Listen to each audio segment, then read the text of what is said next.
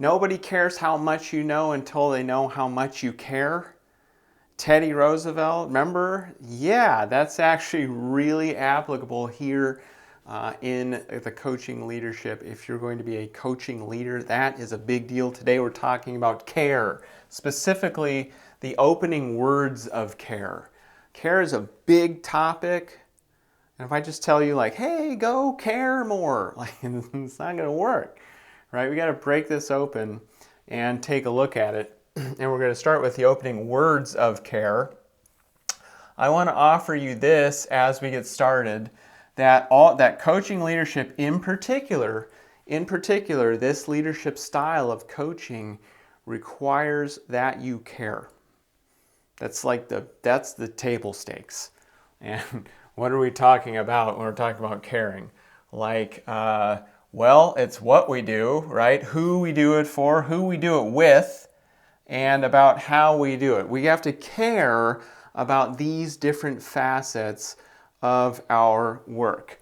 The what, the who we do it with, right? And about how we do it for our coaching to work, right? If we're going to choose this leadership style of coaching, if you want it to work, we have to at least be perceived as somebody who cares.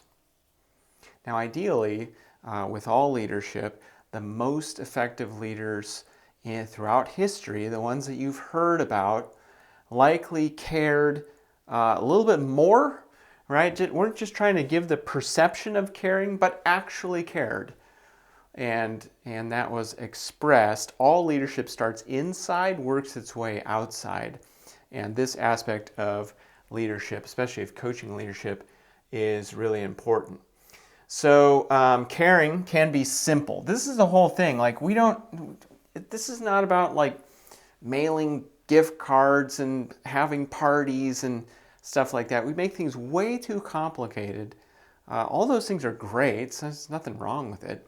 But we can make this very simple. Now, here's what I will say about caring, okay? That it is a behavior. Remember in our last session, we were talking about the different differences between management and leadership, right? One compels action, one inspires action. Well, both of them are behaviors. This is also a behavior. Lots of behaviors when it comes to leadership, meaning these are things that people see, right? People experience from you. They experience the behavior. We cannot have simply the intention and expect to get the results. All right, we have to express it in a way that they get. So how does that come about? Like, how does somebody know that we care about them? Well, it comes through at the base level in the words that we use, okay, the tone of those words. And tone is really important and something that is a blind spot for many of us when we're using the words of care, any words, but especially the words of care. Physical expression. This is like, I think about like, what am I doing with my face when somebody is talking to me, right? What sort of affect am I going to have? And then, of course, action, the actions that we take. So a combination of these people read as a message of caring or not caring. So here's your quiz to get started. Okay, here you go. Simple yes or no answer, which is, do you care? Do you care? Because you don't have to. All right? I'm here to tell you that you do not have to care. If you truly like, hey, work is like paycheck sort of thing, I just go, I trade my time for money, that's totally fine, right? That's fantastic. Go and do that. Work in sort of a technical sort of contributor role where you're working on things. That's great. Do not accept a leadership role. Do not accept a management role if you truly don't care about this stuff, which is okay. It's just that it's a requirement for doing leadership at any level, and it is a table stakes requirement for doing any sort of coaching leadership. So just be honest, right? Do you care, right? Or maybe not so much. All right, so let me give you some examples. I want to talk about opening words of care. Care is, as I said earlier, is a big topic, and there's words, tone, physical expressions, and actions that let somebody know that we care. Okay, well, I just want to take one piece of that because otherwise we could do a whole day right now on what that looks like. So just some opening sort of words of care, like how do we start this so somebody immediately when we're interacting with them gets the sense that we're caring. That's what we're looking for. So I put together a few scenarios here. Face-to-face, a meeting, conference, a drop by, you're going to do some, have a meeting in person perhaps, something like that. It is okay to ask, how was your weekend? Now, if every Monday you say, hey, how was your weekend? How was your weekend? How was your weekend? They're going to feel like, man, this doesn't feel like sincere. And our sincerity meter is really, for many of us, is really tuned. Like we can pick up when people are being insincere. How is somebody in their life? The spouse, the partner, the kids, but maybe it's someone we've talked about before, right? Something came up a couple of weeks ago with their mother-in-law. A good thing came up with their mother-in-law, right? And you said, hey, how is she doing, right? I remember you talked about that a couple weeks ago. How'd that go? Here's an easy one. Welcome. Nice to see you, right? Welcome. I'm glad you're here. I'm glad you're here. If you come to the Coaching Leadership Workshop, by the way, why haven't you? Come join us. Coaching Leader Workshop. One day we'll show you all the hows behind this. You're just getting a sort of a taste of this here. And we go way deeper in that workshop. And if you do, what you're going to hear me say is to you when you come in is welcome. I'm glad you're here. I am glad you're here. I mean, it's coming from a place of sincerity. Wait, what's on your mind? How did blank go for you? Right? Now, here's one of the catch-alls that I really want to promote because we do not do enough of this, and it makes me crazy. Not enough follow-up questions.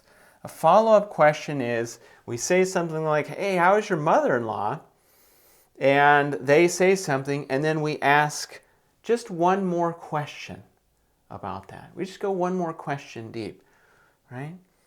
And that is showing people that we are actually listening to you, which is a symbol of care, right? It's a symbol of caring. All right, next, what about on email? I'm telling you, oh my goodness. There is some email etiquette problems out there that run through a number of organizations. Yours might be one of them. In fact, I was talking to one organization in particular a while back. They said, we're considering putting together an etiquette class for email. Right? And I'm like, well, a whole class? Like, what's the deal? And they say, what is happening that they noticed was that communications were going out to their clients from their team members, and the communications were so sterile and abrupt, right, that the clients were reading that in a way that wasn't intended. And so I'm like, okay, well, they're asking me, like, what should we do? And I said, well, every email gets a greeting. Internal, external, client, vendor, somebody you hate, they all get greeted, right? And the greeting can be simple. You can just say hi. You can say hello. You can say, hey, name. Insert their name here, right?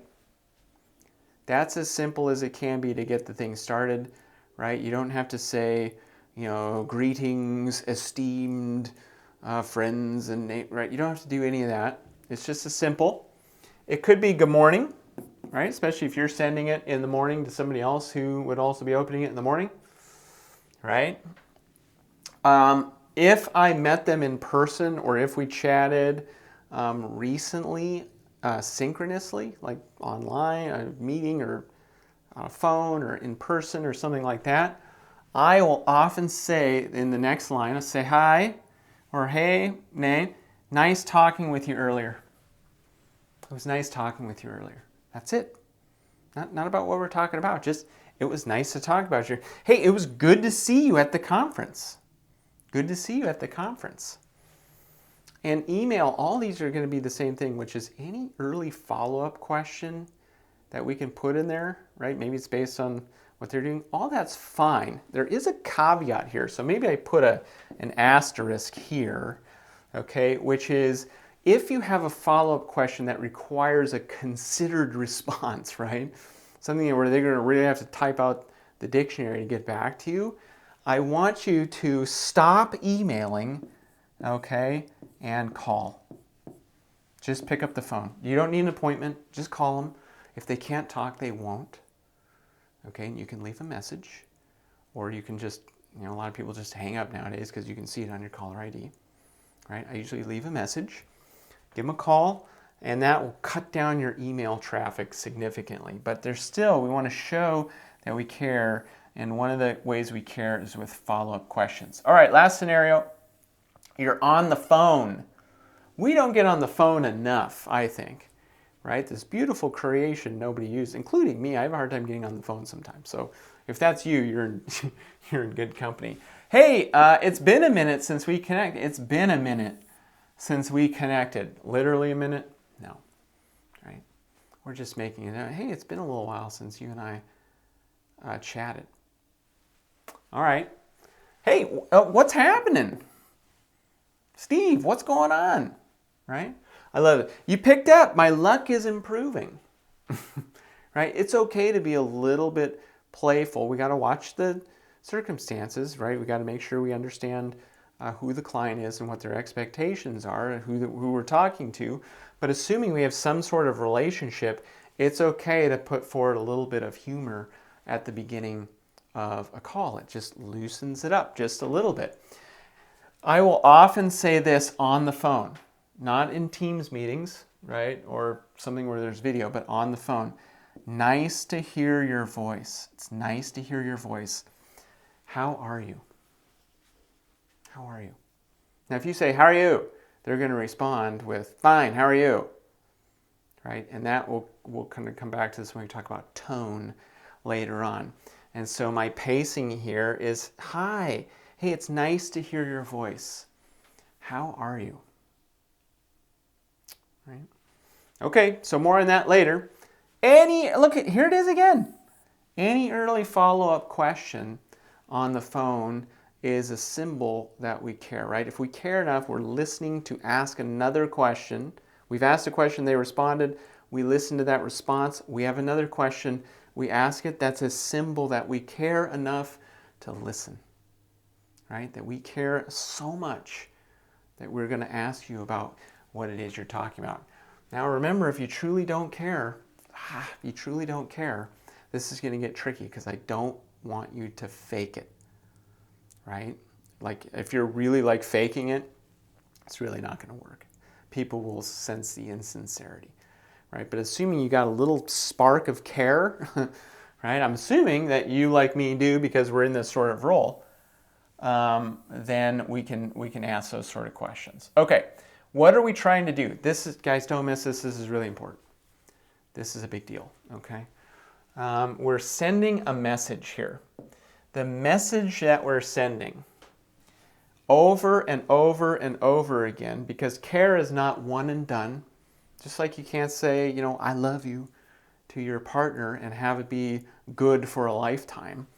Over and over, we are sending the message that, one, I like you, I value you, these are different, you are important to me and to this organization.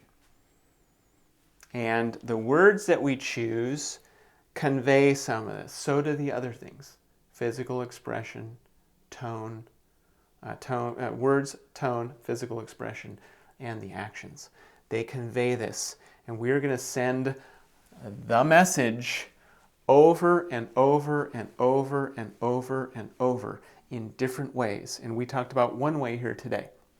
I like you. I value you. You are important to me personally.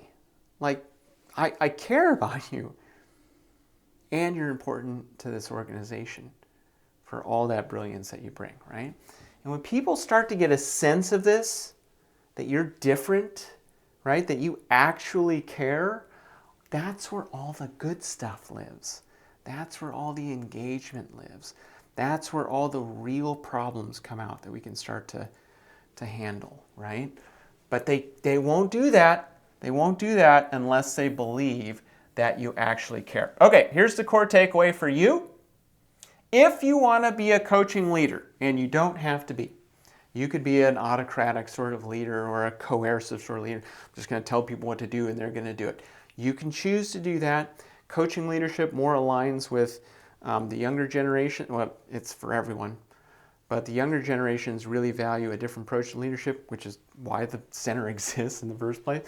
So if you want to do a coaching leadership, it must be evident that you care if you want to be effective. And evidence is what somebody else experiences from you. That's what we talked about earlier.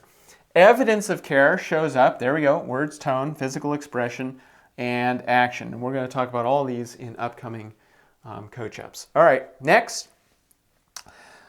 It can be as simple, we're talking about, parties and gift cards and all this sort of stuff, which is complicated and expensive. Caring can be as simple as just one human-to-human connection ahead of business. All right, how are you? Welcome, I'm glad you're here. All right, nice to see you. It's great to hear your voice. These are the human-to-human connections. You're a human, I'm connecting with you, right? Ahead of the bullet points of the business person. Okay, so what's the work for you? Here's my suggestion. It's very simple. Simple homework. Your next conversation, whether it's email, in person, on the phone, virtual, right? Whatever that is, start it with some words of care. And if you want to make it super easy, right, start with email. Get your email going in the right direction. I hope this coach-up has been helpful for you. I want to see you at that coaching leader workshop that we're putting on, and we'll see you next time.